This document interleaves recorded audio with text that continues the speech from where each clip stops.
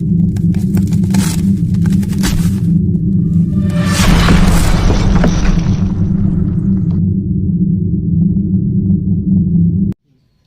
Friends, तो कल हमने आपको पढ़ाया क्लास 10 का क्वेश्चन नंबर 1। तो आज हम आपको दूसरा क्वेश्चन बताने जाते हैं, तो ध्यान से समझिएगा इसको।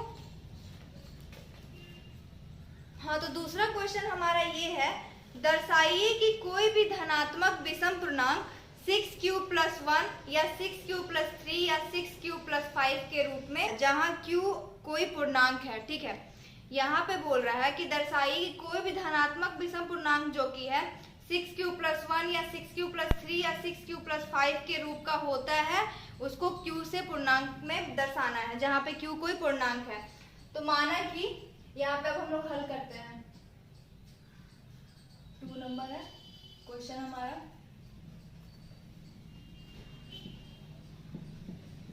माना कि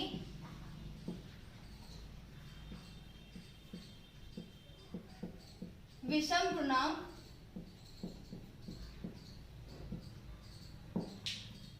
a है। ठीक है, माना कि विषम पूर्णांक a है, तो जैसे कि आप क्वेश्चन में बोला है कि 6q+1, तो हम यहाँ भाजक 6 को मान सकते हैं। तो और भाजक बराबर 6 है। ध्यान समझिएगा, यहाँ पे पूर्णांक हमारा a है और भाजक 6 है। तो यहाँ पे क्वेश्चन में क्या बोला है कि यूक्लिड विभाजन से प्रमेयिका को बनाना है। तो इसको हम साइड में पहले समझ लेते हैं कि अगर हमारे पास इस फॉर्मूले से अगर हमको बनाना है a = bq + r, ये हमारा क्या है, ये है यूक्लिड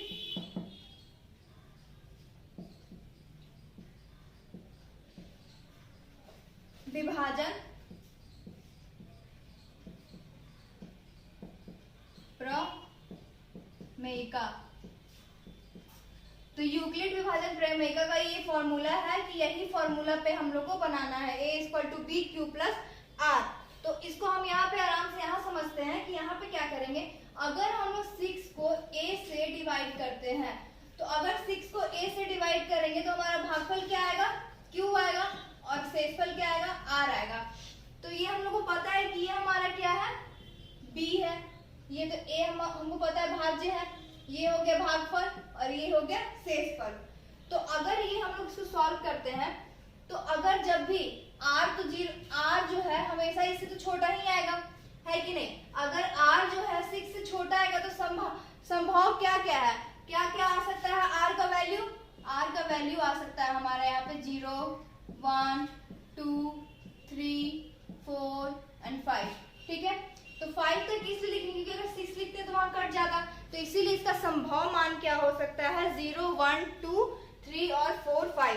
ठीक है, तो अब हम लोग इस सब पे अपना r को मान के आगे बढ़ते हुए चलेंगे। तो यहाँ पे अगर हम लोग मानते हैं कि यहाँ पे पहले लिख लेते हैं। ठीक है, अतः r के संभव मान, तो r के संभव मान हमने क्या लिखा, 0 हो सकता है, 1 हो सकता है, 2 हो सकता है, 3 हो सकता है, 4 and 5। तो ये सारे पे हम इस फॉर्मूले को बैठा के देखेंगे, उसके बाद देखते हैं कि कहाँ पे हमारा क्वेश्चन सॉल्व होता है। तो अब इसके बाद अगर हम a को a = b हमारा क्या है, 6 है, 6q प्लस, पहले हम लोग 0 मान के चलते हैं। ठीक है, r का वैल्यू हम लोग 0 मान के चलते हैं।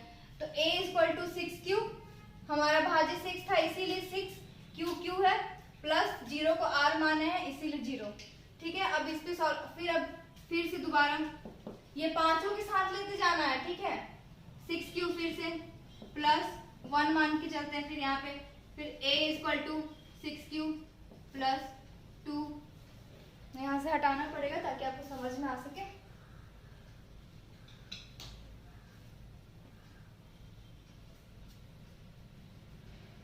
a = 6q + 3, a = 6q + 4, a equal to 6q plus 5 हो गया। पांचों का मान ले लिए।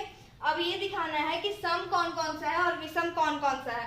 तो ये जो है अगर हम लोग इसका निकालते हैं तो ये क्या होगा, 2 से डिवाइड हो जाएगा। 6q जो है अगर इसको 0 में ऐड कर तो 6q ही आएगा, तो अगर इसको 2 से डिवाइड करते हैं तो ये कट जाएगा, 3q निकल आ रहा है। ठीक है, इसका कोई कॉमन 2 नहीं निकल रहा है क्योंकि 6q प्लस 1 को अगर हम कॉमन निकाले तो 2 नहीं निकलेगा। और यहाँ पे फिर से हमारा निकल जाएगा 6q प्लस 2 से अगर डिवाइड करते हैं तो क्या हो जाएगा, कट जाएगा ये। ठीक है, अब यहाँ पे देखते हैं 3 वाले में, तो ये भी नहीं जाएगा।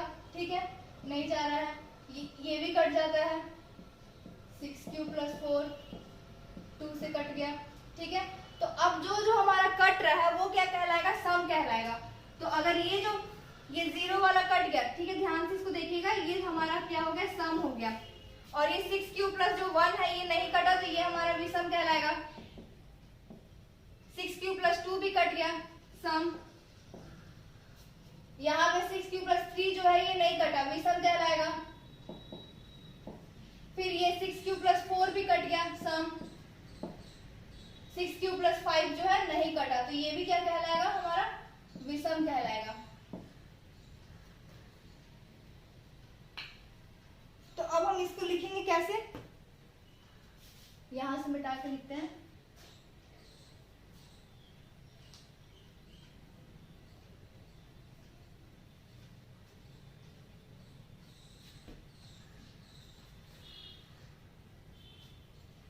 तो हम यहाँ पे लिख सकते हैं कि यहाँ a के मान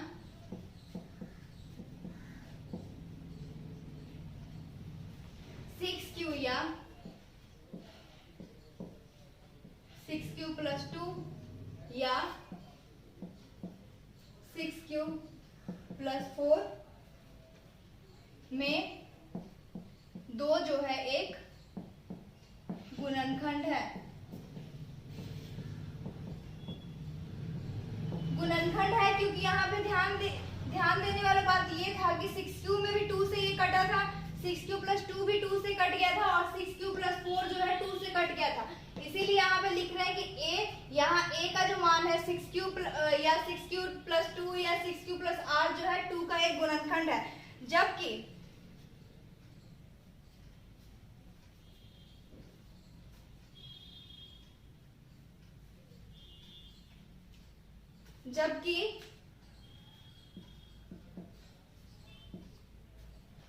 6q प्लस 1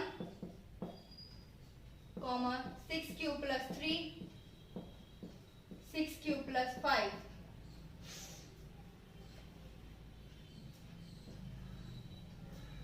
में 2 एक गुणनखंड नहीं है। ठीक है, यहाँ पे हम लोग निकालने टाइम ही बताया था कि जो विषम हुआ मतलब कि 2 से नहीं कटा तो वहां पे लिख देंगे, जबकि 6q क्या क्या नहीं कटा था, 6q plus 1 6q plus 3 6q plus 5 जो है 2 का एक गुणनखंड नहीं है। तो अतः